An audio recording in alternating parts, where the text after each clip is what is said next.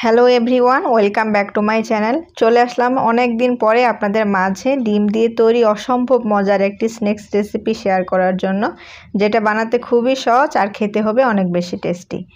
তো তার জন্য আমি এখানে 2টি বড় সাইজের ডিম নিয়েছি। এরপর আমরা এখানে দিয়ে দেব 2টি কাঁচামরিচ কুচি, আর দিয়ে দিচ্ছি 1/4 কাপ পরিমাণে মিহি কুচি করা পেঁয়াজ, দিয়ে দেব 2 টেবিল চামচ পরিমাণে ধনেপাতা কুচি, হাফ চা চামচ চাট মশলা আর স্বাদ মতো লবণ। এখন এই সব উপকরণগুলো খুব ভালো করে মিশিয়ে নিতে হবে। তো খুব ভালো করে মেশানো হয়ে গেলে ডিমটাকে একটা সাইডে সরিয়ে রাখবো। আর অন্য আরেকটা বাটিতে আমি নিয়ে নিচ্ছি হাফ কাপ পরিমাণে বেসন, আর বেসনটা কিন্তু অবশ্যই চেলে নিতে হবে। এখন নর্মাল পানি দিয়ে আমরা একটা ব্যাটার তৈরি করে নেব। তো অল্প অল্প করে পানি দিচ্ছি আর মেশাতে থাকছে। আর ব্যাটারটা কিন্তু ঘন হবে, খুব বেশি পাতলা হবে না। তো এই যে দেখুন এটার ঘনত্বটা কীরকম হবে। তো এখন এটা আমরা 10 মিনিট রেস্টে রাখবো। এখন একটা ফ্রাই প্যানে 2 টেবিল চামচ তেল গরম করে তারপর ডিমের মিশ্রণটা দিয়ে দিচ্ছি। তো যখন উপরে শক্ত হয়ে যাবে তখন এটা আমরা ভাঁজ করে নেব। আর এই পর্যায়ে কিন্তু চুলার আঁচটা মিডিয়াম টু লো এর মাঝামাঝিতে থাকবে। তো এখন এটা অপর পাশে উল্টে দিচ্ছি। তো অপর পাশে উল্টে দেওয়ার পর এখন আমি ডিমটাকে দেখুন এরকম লম্বালম্বিভাবে কেটে নেব।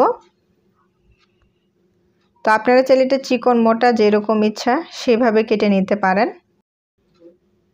তো দেখুন কত সহজে 2টা ডিম দিয়ে অসম্ভব মজার এই নাস্তাটা তৈরি করে নেওয়া যায়। তো আমি এই যে লম্বালম্বিভাবে কেটে নিলাম নাস্তাটাকে। এখন দুই পাশে যতক্ষণ না একটু খুব ভালোভাবে লালচে কালার হয় ততক্ষণ আমরা ভেজে নেব। তো এই যে দেখুন ডিমগুলো দুই পাশে খুব ভালো করে লালচে কালার হয়ে গেছে। তো এখন এটা আমরা নামিয়ে ঠান্ডা করে নেব।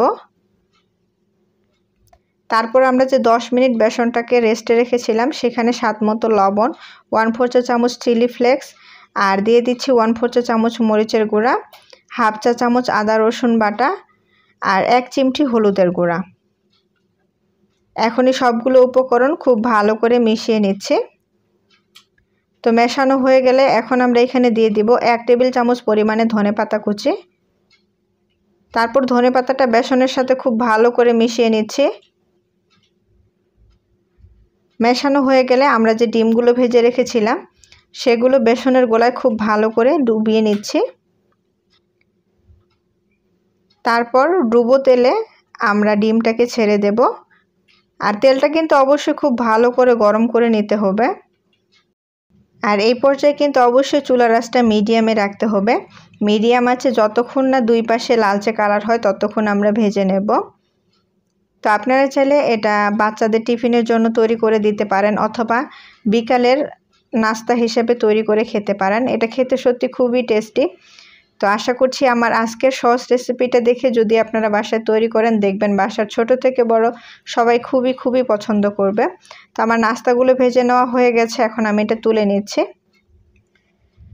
তো আপনারা চাইলে এটা যে কোনো সস দিয়ে পরিবেশন করতে পারেন অথবা এটা এমনিতেও খেতে পারেন। এটা এমনিতেও খেতে অনেক বেশি টেস্টি।